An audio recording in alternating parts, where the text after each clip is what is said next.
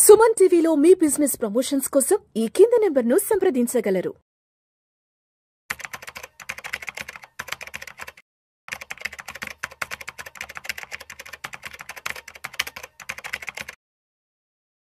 నమస్తే, నేను జీవి సత్యనారాయణ. ఇప్పుడు ఈ వీడియోలో గోల్డ్ మీద లోన్లు ఎవరైతే తీసుకుంటారో వాటి మార్పులు జరిగినాయి, ఆర్బీఐ వాళ్ళు అనౌన్స్ చేయడం జరిగింది. ఆ మార్పులు ఏమేంటియో మీకు ఎక్స్ప్లెయిన్ చేయడం జరుగుతుంది. ఎవరైతే గోల్డ్ లోన్ తీసుకుంటారో వాటిని నియంత్రించడానికి రిజర్వ్ బ్యాంక్ ఒక కొత్త మార్గదర్శకాలను జారీ చేయడం జరిగింది. ఈ గోల్డ్ రోజు రోజు పెరగడం జరుగుతుంది. మన టీవీలు, పేపర్లు, ఛానల్స్, మ్యాగజైన్లు, యాప్లు ఎక్కడ చూసినా గోల్డ్ లక్ష కూడా దాటిపోవడం జరిగింది. ఈ లక్ష కూడా ఎప్పుడైతే దాటిపోయిందో లోన్లు కూడా పెరుగుతాయి, లోన్లకు కూడా డిమాండ్ వస్తుంది. ఎందుకోసం? పాత బంగారం ఉంటుంది కదా, అది తీసుకెళ్ళి అక్కడ పెట్టేసి అవసరానికి ఉపయోగపడుతుంది కాబట్టి గోల్డ్ లోన్ తీసుకుంటారు. అయితే ఈ లోన్లు ఏవైతే ఉన్నాయో దానికి సంబంధించిన ఏదైతే ఇన్ఫర్మేషన్ ఉందో రిజర్వ్ బ్యాంక్ ఆఫ్ ఇండియా కొత్త నామ్స్ అనౌన్స్ చేయడం జరిగింది నిన్ననే 21వ తారీఖు. అవి చూద్దాం. అయితే ఏదైతే ఈ రుణాలు లోన్ తీసుకుంటారో వాటికి ఏదైతే అంతకుముందు ఏవైతే గోల్డ్ లోన్లు పెద్దగా పెరగకపోయేది బంగారం, కాబట్టి వీళ్ళు ఏం చేస్తారు, అప్పట్లో బంగారం పెట్టేది, దాన్ని తాకట్టు అంటాం, హైపోతికేషన్ అంటాం, కుదవ పెట్టడం అంటాం, ప్లెడ్జ్ అంటాం. ఈ తనఖా, తాకట్టు, కుదవ పెట్టి బంగారం ఏదైతే లోన్ తీసుకుంటారో ఆ పైసలు ఎన్పిఏలు కూడా ఉండేది, నాన్ పర్ఫార్మింగ్ అసెట్స్. అంటే అసలు కంటే వడ్డీ రెండు వేస్తే బంగారం కంటే మార్కెట్లో తక్కువ వచ్చేది. అంటే ఆ బంగారం అమ్మితే, అంటే ఇప్పుడు అప్పట్లో బంగారం కుదవ పెట్టిండు, బ్యాంకులో పెట్టిండు, వడ్డీ వస్తుంది. వడ్డీ వేసిన తర్వాత చివరికి వడ్డీ పెరిగి బంగారం అమ్మితే కూడా వడ్డీ సరిపోకపోయేది. అంటే మెదలకుండా అమ్ముకుంటేనే హాయిగా ఉండేది, వడ్డీ లేకుండా పోయేది, వడ్డీ అన్నం మిగిలేది, నా పైసలు నాకు వచ్చేది. ఆ టైం కూడా అటువంటివి జరిగినాయి అప్పట్లో. అంటే బంగారం కుదవ పెట్టడం వల్ల నష్టమే తప్ప లాభం లేదు. ఎందుకు నష్టం అంటే వడ్డీ కడుతూ ఉండేది, బంగారం ధర పెరగకపోయేది, బంగారం ధర పెరగకపోయేటప్పుడు వడ్డీ కడుతూ ఉండేది. చివరికి వడ్డీతోటి ఇప్పుడు ఈయన ఏదైతే లోన్ తీసుకుంటాడో లోన్ తీసుకొని రీపే చేయాలి. ఈ రీపే చేయడానికి టైం ఉండేది. ఈ రీపే చేయడానికి లోపల రీపే చేయలేడు, అంటే పైసలు అడ్జస్ట్ కాక రీపే చేయలేక తర్వాత ఏమవుతుంది, ఈయనకు మార్జిన్ ఉంటుంది. అంటే రూపాయికి రూపాయి ఇయ్యరు, గోల్డ్ రేట్ ఏదైతే ఉందో దాని మీద చూసి పర్సెంటేజ్ చొప్పున 75, 80, 85, 90 అట్లా వాళ్ళు దాన్ని బట్టి అకౌంట్ని బట్టి వాళ్ళు తీసుకునే టైంని బట్టి వాళ్ళకి ఒక పర్సెంటేజ్ చొప్పున వాళ్ళు లోన్ తీసుకోవడం జరిగేది. వడ్డీ అవుతుంది, వడ్డీ సపోజ్ ఇప్పుడు 90% లోన్ వచ్చింది, 10% ఇంట్రెస్ట్ 10% దాటిపోయింది అనుకోండి, అంటే అసలు కంటే ఎక్కువైనట్టే. బంగారం ధర పెరగలేదు, ధర పెరిగింది, బంగారం ధర ఓకే, వడ్డీ కంటే పెరిగింది ఓకే, కానీ వడ్డీ పెరిగింది, బంగారం ధర పెరగలేదు, అంటే అసలు విలువ మనం తీసుకున్న దానికంటే ఎక్కువైపోతుంది, అంటే మనం కట్టవలసింది ఎక్కువైపోతుంది. అప్పుడు వాళ్ళు ఏం చేసేది, ఆ బంగారాన్ని అమ్మేది. బాబు నువ్వు ఇవ్వట్లేదు కాబట్టి నేను అమ్మేస్తున్నా అంటాడు, అమ్మేసి వస్తేనో ఇస్తాడు, లేకపోతే ఇక అంటే ముందు నుంచే ఫాలో అప్ చేస్తారు వాళ్ళు. ఇవన్నీ ఎన్పిఏలు అంటారు, అప్పట్లో అట్లా జరిగేది. ఇప్పుడు ఆర్బీఐ డేటా ప్రకారం ఏం జరిగింది, ఈ ఎన్బిఎఫ్సిలు, నాన్ బ్యాంకింగ్ ఫైనాన్స్ కంపెనీలు ఏవైతే ఉన్నాయో అవన్నీ కూడా డిసెంబర్ 2024 నాటికి లోన్లు 11,11,398 కోట్లు ఉన్నాయన్నమాట అప్పటికి. అది 2023లో డిసెంబర్కి 8,73,701 కోట్లు ఉంది, అంటే 27.26% పెరిగింది. ఇది 2023కి 2024కి గోల్డ్ లోన్ తీసుకునే వాళ్ళ సంఖ్య. అయితే దీంట్లో గోల్డ్ అంటే బ్యాంకులు 9,23,636 కోట్లు బ్యాంకులు ఇవ్వటం జరిగింది లోన్లు, అంటే ఎక్కువ ఎన్బిఎఫ్సిలే ఇవ్వడం జరిగింది. అంటే 9 లక్షలు పోతే మిగిలిన 2 లక్షల ఏవైతే ఉన్నాయో అవి ఫైనాన్స్ కంపెనీలు. ఎక్కువ శాతం బ్యాంకులోనే తీసుకుంటారు గోల్డ్ లోన్ అనగానే, నమ్మకం, మళ్ళీ రేపు మనం పేమెంట్ చేయాలన్నా కూడా.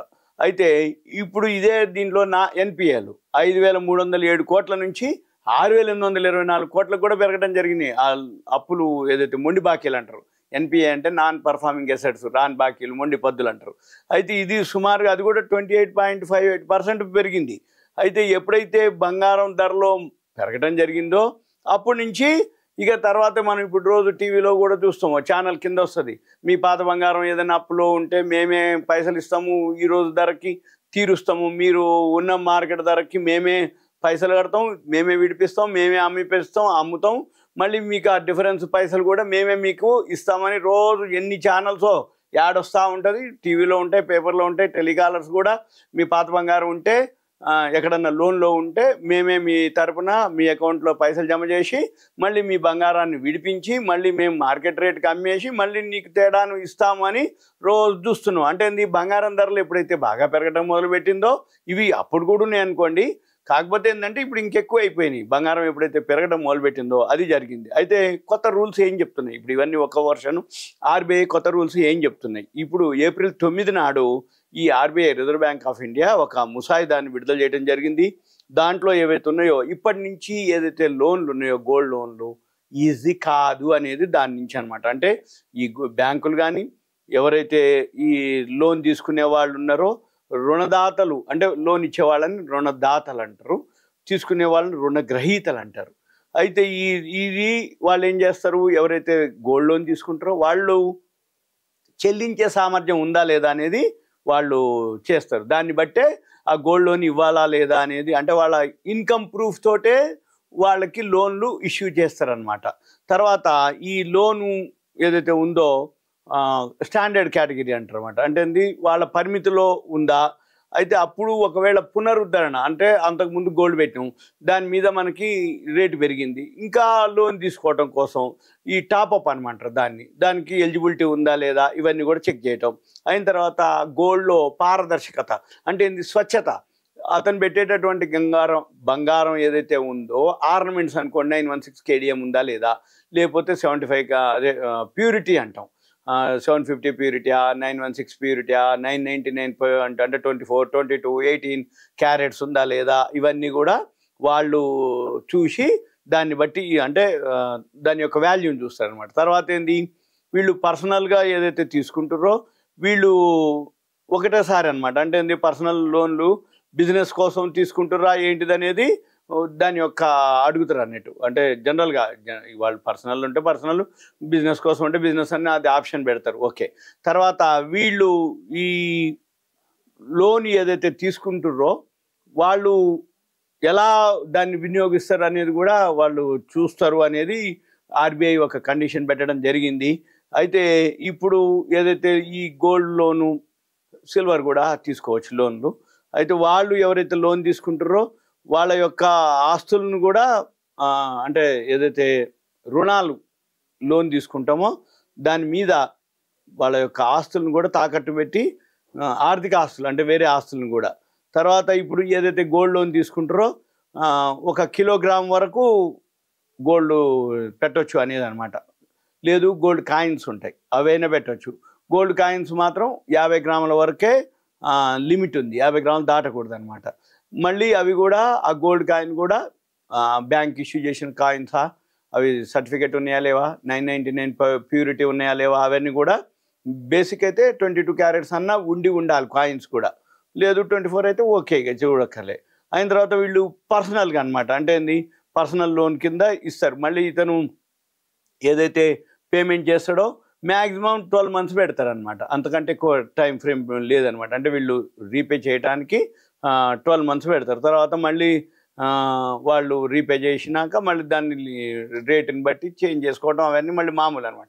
అయితే అది ఒకవేళ ఇవి చిన్న చిన్న బ్యాంకులు ఉన్నాయనుకోండి, సహకార బ్యాంకులు విలేజెస్లో కానీ మామూలు గ్రామీణ బ్యాంకులు ఉన్నాయనుకో, వాటికి ఏంటంటే 5 లక్షల వరకే వాళ్ళు లోన్ ఇవ్వటం వరకు జరుగుద్ది. అయితే ఇవన్నిటితో కంటే కూడా ఇప్పుడు ఏంటిది అంటే ఎవరైతే ఆర్బీఐ ప్రకారం లోన్ ఎవరైతే తీసుకుంటారో వాళ్ళకి ఏంటంటే పారదర్శకతను తేవడం జరుగుతుంది. ఈ బంగారం ఏదైతే లోన్ తీసుకుంటారో దాని మీద నియంత్రించడం జరుగుతుంది. డిసెంబర్ 2024 నాటికి బ్యాంకుల దగ్గర ఉన్న మొత్తం బంగారు రుణాలు 9,23,636 అంటే బ్యాంకులై, ఎన్బిఎఫ్సిలు ఇంకా వేరే ఎడిషనల్ ఉంది. అయిన తర్వాత ఇవన్నీ కూడా దీనివల్ల ఏం జరుగుతుంది అంటే పెట్టుబడిదారులు ఎంతవరకు ఈ రంగంలో ఎంతవరకు ఉన్నది అనేది తెలుస్తుంది అనేది ఒక విషయం.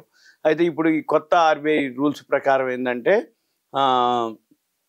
ఈ చిన్న చిన్న ఏదైతే ఈ నియమాలు ఉన్నాయి ఆర్బీఐ నియమాలు చిన్న కంపెనీలకు సవాళ్లను కలిగిస్తాయి అని అంటే ఫిచ్ రేటింగ్ విశ్వసిస్తుంది. అయితే ముత్తూట్ ఫైనాన్స్ కానీ మనపురం ఫైనాన్స్ కానీ వాటి అయితే ఈ మార్పుల్ని సులభంగా అడ్జస్ట్ చేసుకుంటాయి అనేది ఉంది.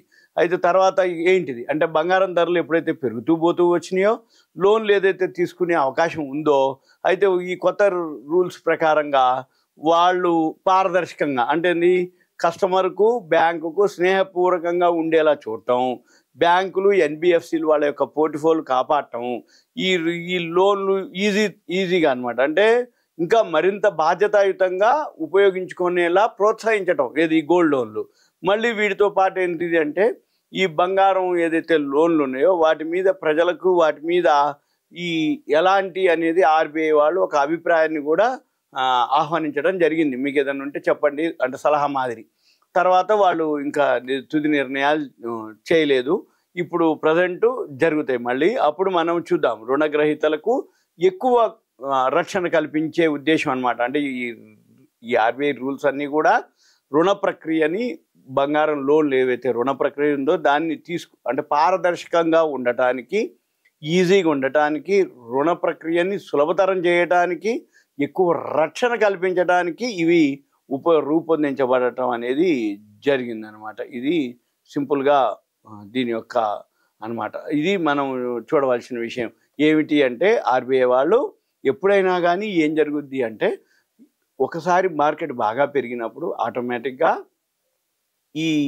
ఆ ఇష్యూ మీద అంటే ఇప్పుడు గోల్డ్ 1,00,000 దాటిపోవటం, ఆ లోన్స్ గోల్డ్ లోన్స్ ఉండటం వాటన్నిటి మీద ఆర్బీఐ కొత్తగా మార్గదర్శకాలని చేయడం జరిగింది. అవి కూడా సరళంగా మీకు ఎక్స్ప్లెయిన్ చేయడం జరిగింది. Okay, thank you.